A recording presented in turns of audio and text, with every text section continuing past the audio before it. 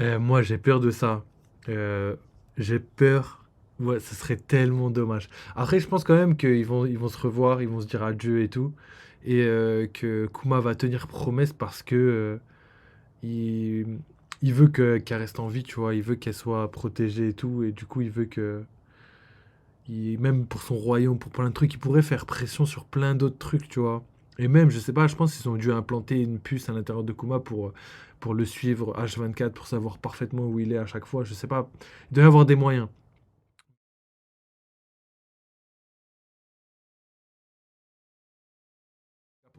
だと田重総長に勲章が授与されることになりました。討伐？俺たちがクロコダイルを仕留めた。それができなくてうちの部下は泣いてんだぜ。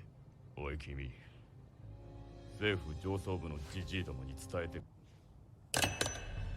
Cette scission idéologique au sein de la marine, qui avait débuté depuis Alabasta avec Smoker, puis le départ du Faisan Bleu, en vient à déchirer sa figure de proue.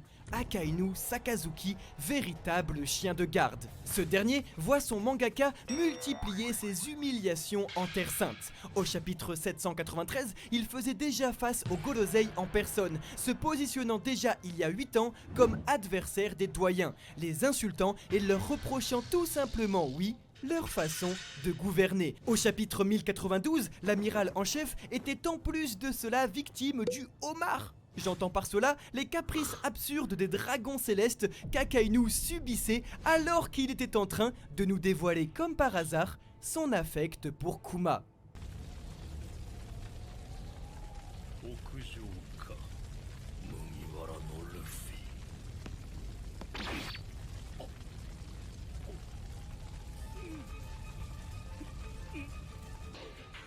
自由を言え、ドレーク。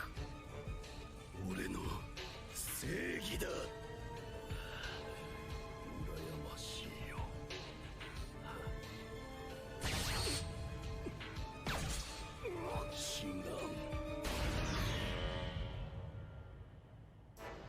Parce que le problème étant non pas qu'un pirate puisse avoir raison, mais de se rendre compte que le gouvernement a tort. Pour un soldat de la marine ou un agent du gouvernement qui voit sa vision de la justice bafouée par ses supérieurs, c'est ici l'honneur qui est en jeu. Et petit à petit, depuis Kobe jusqu'aux amiraux, en passant par le CP0, tous ces hommes ne souhaitent qu'une seule chose: exprimer leur justice librement. Oui, vous ne rêvez pas, il ne fait donc aucun doute que si Aokiji, Fujitora et Kizaru opèrent petit à petit une scission avec le gouvernement, Akainu, et dans une ultime mesure lorsque nous connaîtrons son flashback qu'il s'est fait tatouer sur son torse, Aramaki, rejoindront également tous deux le camp des hommes libres contre les démons venus les aliéner. Car assis derrière son bureau depuis bien trop longtemps, le volcan risque un jour de rentrer en éruption. Et le chien, qui ne peut qu'aboyer à force de se faire maltraiter par ses maîtres, risque tout simplement un jour de les mordre. Alors peut-être, mais j'ai du mal. 確かにその Comme je vous l'ai dit, du fait qu'il ait tué Ace, et j'ai du mal. かはわらわなら自在に解ける。しかしその者たちの石化を解くか、そなたがこの島から出ることを取るか、どちらか一つを選び騙されぬぞ。本性を晒せ男よ。そうか、ありがとう。じゃあこいつら助けてくれるんだよな。どうもありがとう。 21 ans, 5 mois et 16 jours. C'était légendaire, C'est le temps hein. qu'il aura fallu attendre pour découvrir comment Bartholomew Kuma est devenu Shishibukai depuis son apparition au chapitre 234, prépublié en juin 2002. Alors qu'il était encore une énigme vivante il y a quelques mois seulement, Kuma nous aura enfin dévoilé tous ses secrets. Ses origines de boucanier, son lien avec la révolution, sa collaboration avec la science militaire, sa politique à Sorbet et surtout son pacte avec le diable. Un pacte qu'il n'hésitera pas une seule seconde à faire pour sauver Bonnie, exactement de la même façon que Luffy fit pour Margaret envers Hancock. Nous sommes sur Amazon Lily, alors que le chapeau de paille a absolument besoin de quitter l'île, il préfère sauver Margaret et les autres sans aucune hésitation. Un acte de bonté et d'abnégation absurde que nous retrouvons chez les deux personnages. Le découpage étant similaire en tout point et surtout une mécanique que nous évoquions déjà dans notre précédente analyse. Plus que jamais, Kuma se rapproche donc de son modèle de vertu, car comme Nika, il n'hésite pas à se faire toujours passer en dernier. Une relation magnifique qu'entretiennent les deux saints. Bon, dit comme ça c'est chelou, mais une magnifique relation qu'entretiennent les deux personnages, jusqu'à la toute dernière case de ce 1100e chapitre. Oui, Kuma, à la recherche du bonheur. D'ailleurs, petit aparté, mais je vous conseille ce film ainsi que La vie est belle pour prolonger l'expérience du parent qui ment à son enfant pour le préserver d'une cruelle réalité. On retrouvera un petit peu de Roberto Benigni et de Will Smith dans Kuma, mais surtout, et d'ailleurs j'en ai jamais parlé jusque-là, mais de John Coffey. Oui, mesdames et messieurs, si vous n'avez jamais regardé La Ligne Verte, je vous invite grandement à regarder. Ce doit être là une énorme inspiration d'Eiichiro Oda pour le personnage de Kuma, un grand monsieur, littéralement divin, qui prendra la douleur des autres. La Ligne Verte, La vie est belle et à la recherche du J'avoue, La bonheur. Ligne Verte. C'était les conseils ciné. Où est-ce que j'en étais? Oui, Kuma Ils ont donc, tous vu à les la films. recherche de paysages pour Bonnie, s'est rendu sur East Blue, et plus particulièrement au royaume de Goa, où se trouve Fuchsia, mais surtout le Mont Corvo.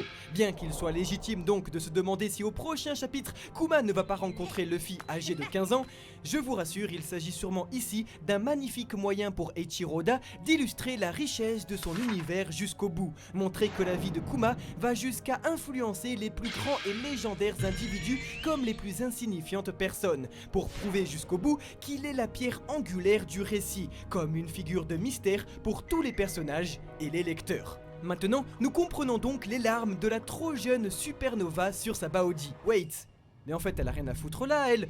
Exactement, rappelez-vous, le seul moyen de chantage de Saturne pour obliger Kuma à abandonner son humanité était de garder captive sa fille Jewelry Bonnie. Oui, Bonnie, guérie, va forcément apprendre le sort de son père sur Sorbet et va réussir à s'échapper des griffes de la sulfureuse Khalifa. Oups, autant pour moi, je voulais dire Alpha. Une ressemblance plus que frappante car une fois katakanisé, le nom s'écrit Alufa. Est-ce alors Khalifa sous un autre nom de code pour le Cypherpol 8? Impossible, vu qu'à cette époque, la terrible agente était déjà infiltrée dans la Galeila Company en tant que secrétaire du directeur Icebarg. Le tout pour tenter de mettre la main sur les plans de l'arme antique Pluton.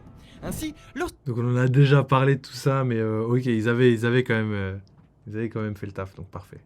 sait que le père de Khalifa, Lasky, était un membre du CP9 durant l'incident d'Ohara, il ne serait pas étonnant qu'Oda nous offre ses deux filles, Khalifa pour le Cypherpol 9 et Alufa chez le Cypherpol 8. Dans tous les cas, cette dernière n'arrivera donc pas à retenir Bonnie très longtemps, qui réussira à prendre la mer pour retrouver son père. Détail très touchant, nous pouvons également deviner que la reine mère Connie offrira son chapeau à Bonnie. C'est en effet exactement le même qu'elle porte à sa Baodi.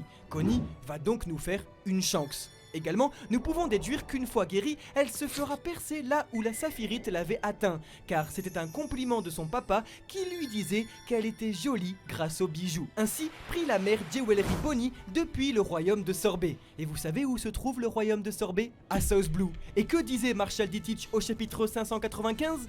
Félicitations pour ton voyage depuis South Blue. Nice. Le tout appuyé par les paroles de l'amiral Akainu disant avoir eu extrêmement peur en apprenant sa fugue. Pourquoi? Tout simplement car Kuma n'avait pas encore fini sa transformation.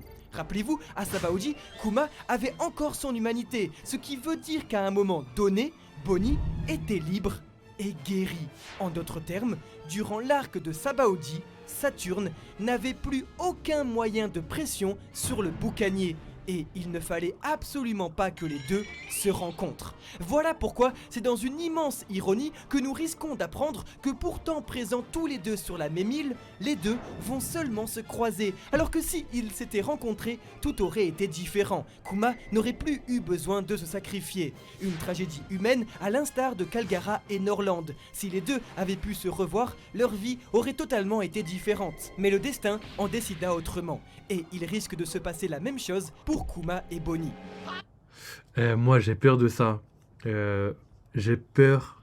Ouais, ce serait tellement dommage. Après, je pense quand même ils vont se revoir, ils vont se dire adieu et tout. Et que Kuma va tenir promesse parce que il, il veut qu'elle reste en vie, tu vois. Il veut qu'elle soit protégée et tout. Et du coup, il veut que. Même pour son royaume, pour plein de trucs, il pourrait faire pression sur plein d'autres trucs, tu vois. Et même, je sais pas, je pense qu'ils ont dû implanter une puce à l'intérieur de Kuma pour le suivre H24, pour savoir parfaitement où il est à chaque fois. Je sais pas. Il doit y avoir des moyens. Mais s'ils sont sur la même île, en plus, Bonnie, elle a fait parler d'elle parce qu'elle avait déjà une prime. Donc je pense que elle-même, enfin Kuma a dû repérer. Il y a beaucoup de choses qui fait que, enfin il y a beaucoup de personnes qui étaient au courant. Par exemple, rappelez-vous de Shaki et de Rayleigh, ils étaient au courant que toutes les supernovas se rejoignaient sur cette île. Et plein d'autres personnes étaient au courant. Donc pourquoi pas Kuma? Ce serait le pire que Kuma soit pas au courant. Franchement, moi, ça me déchirerait de savoir qu'ils se sont passés juste à côté, tu vois, vraiment. Genre, par exemple, il passe juste à côté et il reconnaît pas, tu vois. Et peut-être que Bonnie va voir un pacifista, donc le clone de. Comment il s'appelle? Kuma, et qu'au final, il va se dire, ouais. En fait, il m'attaque, je comprends pas pourquoi, et elle part en pleurant, et elle se rend pas compte que c'est pas lui, mais que c'est un pacifista. Et je serais dégoûté de savoir ça, et que Kuma n'ait pas réussi à la voir et tout, sachant qu'elle est restée longtemps à Shabonji, donc ça me détruirait. J'espère qu'ils vont réussir à se voir avant les événements de Luffy à Shabonji, ou après les événements, ce serait vraiment le top. Moi, je comprendrais pas le contraire. Enfin, je comprendrais, mais je serais un petit peu triste en vrai, même pas qu'un petit peu, vraiment beaucoup. まだまだ食い足りねえな。美味しいもんなら次の島にもきっとありますって。おい、聞いたか？七部会まで動いてるらしいぞ。本当か？一体誰が？ En effet, il est fou de Elle est au constater que courant, sur c'est sûr. Sabaody, Bonnie est la seule des supernovas avec Capone Bégué à ne pas rencontrer ni de pacifista ni Kizaru, mais sachant qu'un Shichibukai était sur les lieux sans savoir que c'était son père. Les deux ont failli se rencontrer, mais nous savons déjà que ce n'a pas eu lieu. Sinon, Kuma n'aurait jamais abandonné son humanité. Saturne a donc eu très chaud. Non, je pense pas. C'est vrai que là, c'est vrai que sur le papier, ils auraient pu s'enfuir à partir de ce moment-là et partir. Mais je pense que ils avaient énormément de moyens de le retrouver, de faire plein de trucs et tout. Et je pense aussi qu'il y a le côté rêve de Kuma et le rêve de Vegapunk qui va peut-être rentrer en compte le fait qu'ils veulent absolument que les pacifistas puissent défendre le monde et que c'est peut-être sa mission dans la vie, donc je sais pas. Ce moment-là, ce qui a donc tout simplement glacé le sang d'Akainu. C'était il y a 13 ans. 13 ans que Akainu nous disait ça, 13 ans que c'est dans la tête d'Oda et on comprend enfin pourquoi. Pourquoi un amiral se déplaçait exprès pour Bonnie, pourquoi elle était retenue captive par le gouvernement, pourquoi Drake parlait de sang rouge, pourquoi cette jeune femme pleurait et surtout pourquoi celui qui désirait plus que tout au monde être libre avait accepté de son plein gré la captivité. Voilà, le chapitre 1100 de One Piece n'a donc aucune prétention, si ce n'est que de rendre son univers plus crédible, cohérent et vivant que jamais, après pourtant 26 ans d'écriture. Une magnifique discipline pour un seul auteur qui l'exprimera à travers la frustration du docteur Vegapunk. Lui aussi a la tête remplie d'idées et pourtant si peu de temps pour tout raconter et dessiner.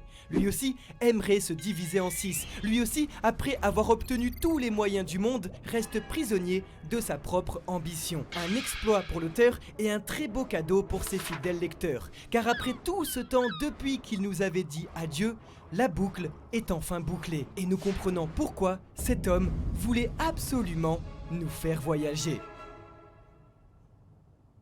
Ok, allez, petite analyse et après on en termine avec ce petit live. Donc on a parlé d'énormément de choses, la plupart des choses on les a déjà traitées dans les précédentes vidéos. Du coup, on va résumer un petit peu ce qu'ils ont fait. Donc déjà, très belle vidéo, très beau travail, hein, ils nous ont régalé et tout. Il y a quelques trucs où je suis pas d'accord comme tout le temps, comme tout le monde. Enfin, je suis jamais d'accord à 100% avec une personne, jamais. Jamais, sinon ce serait trop... sinon ça voudrait dire que One Piece c'est pas aussi ouf que ça. Et ça on est tous d'accord pour dire que One Piece c'est ouf. Donc ça, c'est une première chose. Ensuite, on sait que... On sait donc que dans le chapitre, il s'est passé beaucoup de trucs. Ils ont réussi à prévoir énormément de choses. Donc, dans la vidéo, ils ont prévu le fait que Bonnie allait s'enfuir. Donc, c'était assez facile à prévoir vu qu'on avait les trucs et tout. On l'a aussi dit sur la chaîne. Donc, n'hésitez pas à envoyer de la force et nous féliciter pour tout le travail qu'on accomplit. Ensuite, on a parlé de Ace. On a même parlé énormément de Ace et de Shichibukai. Donc, ils ont aussi parlé de l'homme à la brûlure qui pourrait être le fameux Shichibukai, même si pour moi un simple Shichibukai peut pas avoir un Red Poneglyph, ce serait assez paradoxal quand on sait que Shanks n'en a pas et que Barbe Noire n'en a pas et qu'un simple Shichibukai il l'a. Donc pour moi l'homme à la brûlure c'est comme je l'ai dit à chaque fois, je le dis, pour moi c'est Scooper Gaban. Pourquoi? Parce qu'il doit sûrement attendre pas loin de Roadstar. Comme Rayleigh attendait à Shabonji au milieu de Grand Line et Crocus au début, pour que toutes les personnes fidèles à l'équipage de Roger puissent rencontrer l'homme que Roger attendait. Je pense que c'est assez logique et c'est assez probable. D'ailleurs, il y a un homme dans l'équipage de Roger qui a les mêmes habits que quelqu'un d'Elbaf. C'est pas un géant, mais peut-être qu'il pourrait vivre à Elbaf si je me trompe pas. Il y a des gens de petite taille, du coup c'est pas des gens de petite taille, c'est des gens normaux tout simplement, à Elbaf, si je me trompe pas. On verra bien, on discutera de tout ça plus tard. Ça me fait penser un petit peu, par exemple, à Mother Caramel qui avait des liens là-bas, qui était à Elbaf, et il y avait plein de personnes de petite taille, et le mec aussi dans l'équipage de comment il s'appelle, de Big Mom, qui pouvait découper tout en gâteau, lui était de petite taille, était à Elbaf. Donc la raison et tout, je sais pas, mais peut-être qu'il y a pas que des géants à Elbaf, peut-être, hein, je sais pas les gars. Donc voilà. C'est juste pour vous faire réfléchir.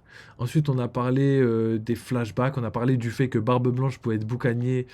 Peut-être, il n'y a rien qui dit que c'est impossible, mais il n'y a pas grand-chose qui dit que, à part sa taille et sa force, il n'y a pas grand-chose qui dit que ce serait pas possible, tu vois.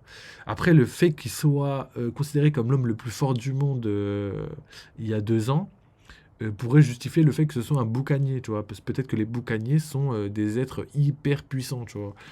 Comme Kuma, mais Kuma n'est pas au level de Barbe Blanche non plus. Donc, à voir, hein, à voir. Hein. Il y a plein de théories qui fusent petit à petit. À nous de démêler le vrai du faux, et c'est assez difficile pour l'instant. De quoi ils ont parlé qu'on n'a pas parlé? On a parlé de Bonnie à Shabonji. Bonnie à Shabonji qui n'aurait pas croisé... Ça, c'est ouf. Bonnie qui n'aurait pas croisé Kuma, c'est entièrement possible, même si c'est pas ce que je privilégie. Mais ce serait quand même ouf et tellement dommage. Pour moi, ça me casserait la tête. Là, je serais dégoûté. Je me serais dit, en fait, toute sa vie, ça a été une farce à lui. Lui, il a pris juste la douleur de tout le monde. Il a amélioré le monde à sa façon. Et tout ce qu'il a rêvé de faire, il n'a pas pu le faire. Donc, la pire chose au monde pour lui. À part si dans le futur, il revient et il pourra justement inverser la vapeur et faire en sorte qu'il arrive à tout réussir, voyager avec Bonnie, sauver le monde, contrôler les pacifistas et leur donner des ordres pour qu'ils se retournent contre les vrais oppresseurs. Ça pourrait être sympa. On verra bien de toute façon, on a déjà parlé de la théorie plusieurs fois, donc on va pas en reparler. Mais n'oubliez pas, Kuma, pour moi, il y a énormément de chances qu'il puisse revenir parmi nous. Voilà, donc on a aussi parlé de la scission de la marine au niveau de la justice. Il y a 2 justices très distinctes. Donc la justice d'Akainu, un peu plus dure, un peu plus ferme, au service du gouvernement mondial sans broncher. Et la vision un peu plus libérale, j'ai envie de dire, tout pour la vraie justice, l'impartialité et l'égalité. Je dirais, par exemple, Smoker, Aokiji un petit peu aussi, Garp. Je le mettrai quand même dedans, hein, même s'il a fait des choses dont il regrette. Je pense que c'est plausible. En tout cas, voilà. Je m'arrête sur ça. Ensuite, est-ce que les amiraux, donc ça on en a beaucoup parlé, je ne vais pas m'éterniser là-dessus, mais est-ce que les amiraux peuvent rejoindre, tous les amiraux peuvent rejoindre le côté du bien, le côté de Luffy, pour la fin du manga, pour la grande guerre finale? Je ne pense pas, sérieusement, je ne pense pas. Je pense que par exemple Fujitora ou Kiji, c'est grave probable. Kizaru, il y a une petite chance, mais j'y crois pas. Et Akainu, c'est impossible pour moi à cause du fait qu'il ait tué Ace. Il n'aurait pas tué Ace, peut-être, mais il a tué Ace, oubliez pas. Il a tué Ace.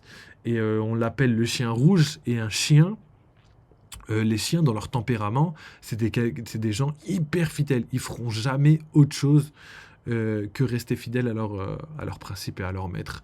Donc je pense que là, Oda, il va faire un parallèle par rapport à ça et qui va faire en sorte qu'Akainu continue. De toute façon, il faut qu'il tombe face à Sabo, comme je l'ai dit. En tout cas, je l'espère. Même si c'est pas obligatoire, je l'espère.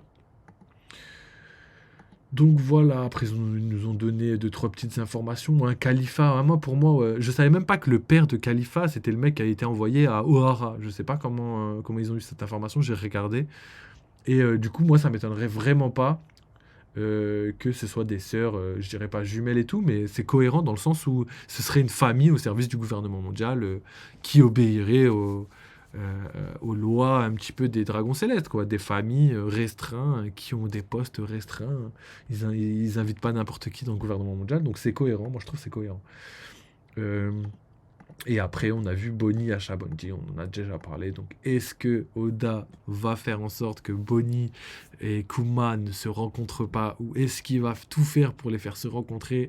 Je sais pas, mais moi, vous avez mon avis. Moi, personnellement, je pense qu'ils vont se rencontrer, ils vont se dire adieu pour la beauté du geste, pour la scène poignante, pour l'émotion que ça peut retranscrire. Et après, Bonnie comprendra pas son choix et devra mettre toute sa haine vers quelqu'un d'autre. Donc voilà, je pense qu'on en a bien discuté de ce fameux chapitre. On a fait beaucoup de choses, on a discuté de beaucoup de choses, on a fait beaucoup de théories, j'espère que ça vous a plu. N'hésitez pas à revenir, à me reparler de tout ce que vous avez envie, que ce soit en commentaire YouTube ou même dans le chat, les gars, merci d'avoir suivi. D'ailleurs, je remercie Gapadre qui a suivi le live, je remercie Jara aussi qui a suivi le live, je remercie toutes les autres personnes qui sont passées rapidement sur le live, ça fait grave plaisir. Nous, on se recapte très très vite pour des nouvelles informations sur One Piece. Donc là, on va avoir le chapitre qui va sortir sûrement demain, après-demain, on verra. Il y a plein d'autres informations qui arrivent. Donc merci d'avoir suivi. Prenez soin de vous. N'oubliez pas, vive One Piece, vive les jeux vidéo et à très bientôt. Allez, ciao les mecs.